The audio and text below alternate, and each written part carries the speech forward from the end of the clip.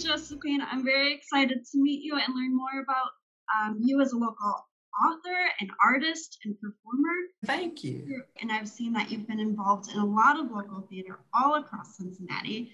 And I'd love to know more about your experience at Mariemont and telling us a little bit about the productions you've been involved in.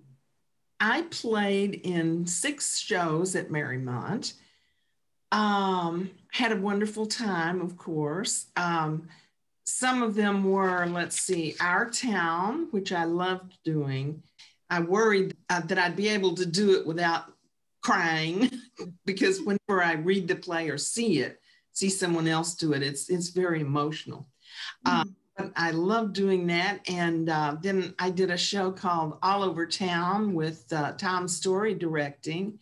And that was a fun experience because I had to sing. I had to be an opera singer, and I don't really sing. I can fake it if I'm playing a character, but I don't really sing. So I just pretended I was a big opera star and just went way up high and actually fooled a girl.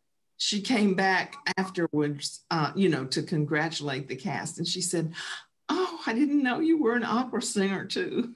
So that was fun.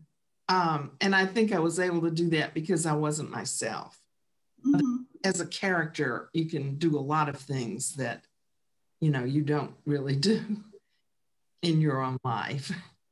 So are those your favorite roles at Mariemont? I really like them all. I can't say I have a favorite.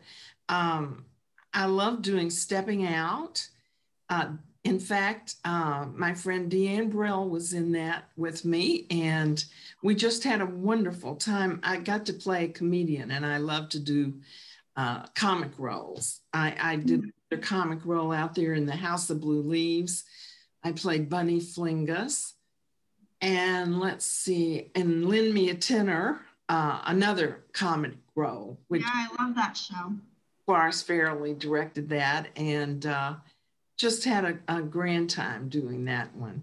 And of course, I have to say my directing experiences out there were really rewarding. I had the good fortune to direct Equus, which you may have read. We pulled that off and won a lot of awards for it, I'm happy to say. And then Vanities, I directed. I had a great cast of 3 very talented young ladies. And we also won awards for that and attracted the attention of Joe Mitchell from La Commedia Dinner Theater. And he invited us up for a 3-week run. And then I directed The Dining Room, which was also a lot of fun. So my experiences at Mariemont have all been enriching. You are multi-talented. You act, you write, you've done some painting. Can you tell us a little bit about what inspires your writing or what inspires you? When I was 11 years old, I read Gone with the Wind. And in those days, we didn't have as many books for young readers as they have today. And so that's why I was reading such an adult book at age 11. And when I got to the last page, I could not believe that I was left hanging as to whether Scarlett got Rhett back. So I said, right then, someday I'm going to write the sequel to this book. Of course, I didn't. But that's really when I got inspired to write. And I kept a diary all my whole life. I've just jotted down things that have happened. And sometimes you can refer back to your descriptions of people and use that to formulate a character, or maybe even take plot ideas from notes that you take. In fact, creating a character for a book is similar to creating a character on stage, because you need to know the background completely of the characters. So anyway, I set out to tell what a wonderful time we had back in the 50s when I was growing up. And that was when rock and roll came on the scene, and Elvis Presley was the big heartthrob of the day. And he did a concert in my hometown, which I was actually too young to go and see, but I started to tell this story, and I learned something very shocking, and that is that if you're going to have a book sell, you can't tell good times. You've got to have conflict and trouble, lots of trouble.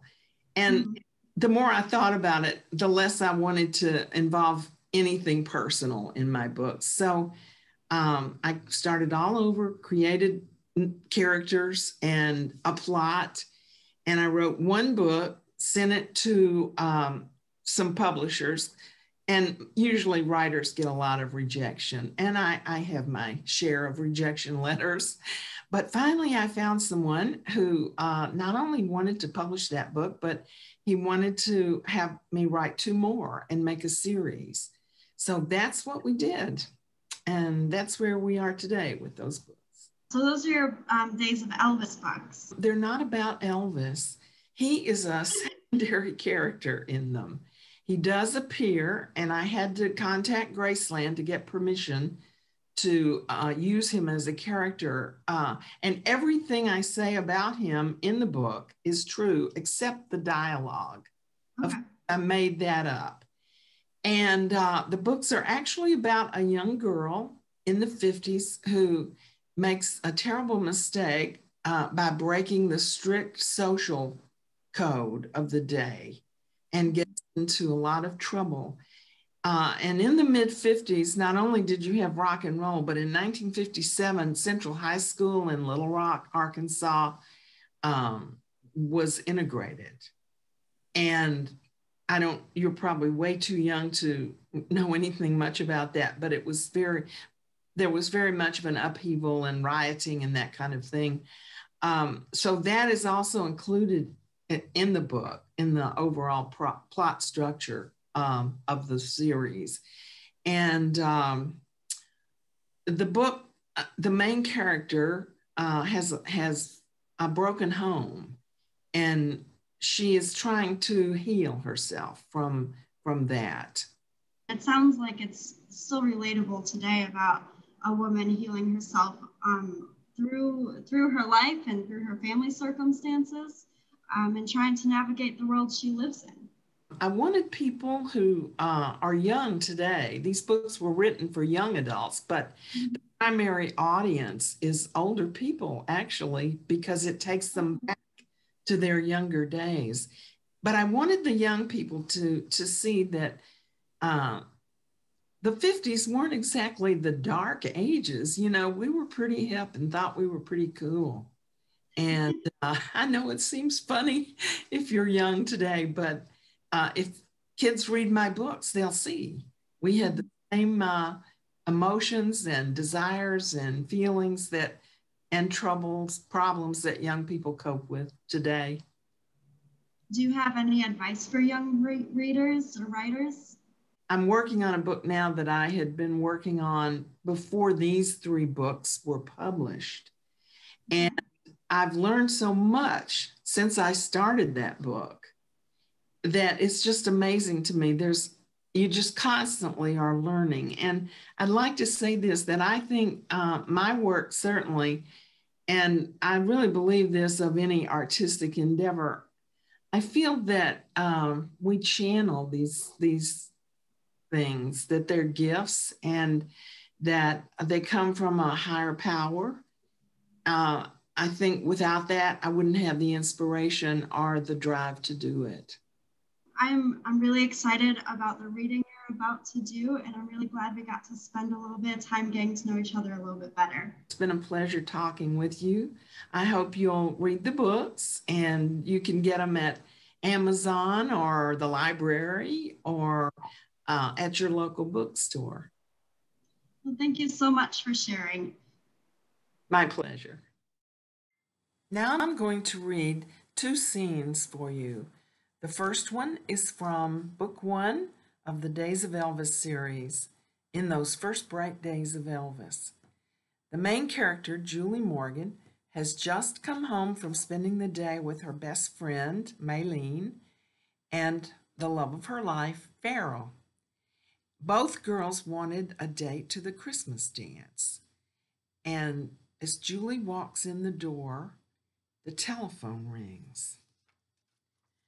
I hadn't been inside the house 5 minutes when the phone rang. It was Maylene. Julie, I have something to tell you. A sick foreboding crept over me. Farrell and I had a talk in the record shop. He complained that every time he takes you out, he gets bombarded with folks asking if you're going steady. I said nothing. Julie, what I'm trying to tell you is, Farrell asked me for a date to the Christmas dance tonight. The memory of them standing in the doorway of the record shop reared up like a sea monster, mouth wide, fangs glinting. But I won't go if you're going to badmouth me all over town. I won't have it said that Maylene McCord stepped on the toes of her best friend. You won't have it said, but you'll damn sure do it, won't you?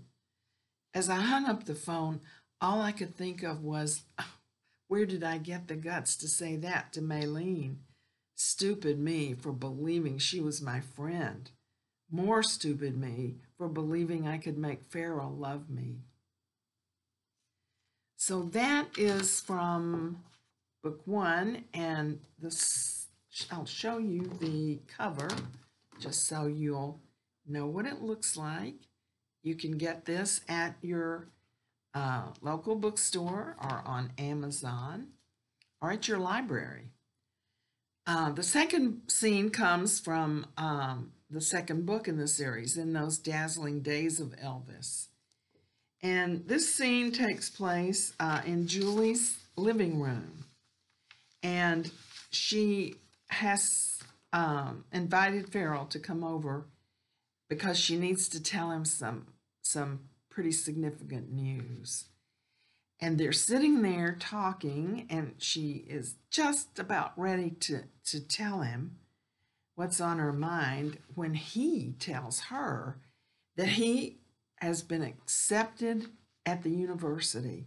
He's very excited because no one in his family has ever been to college before.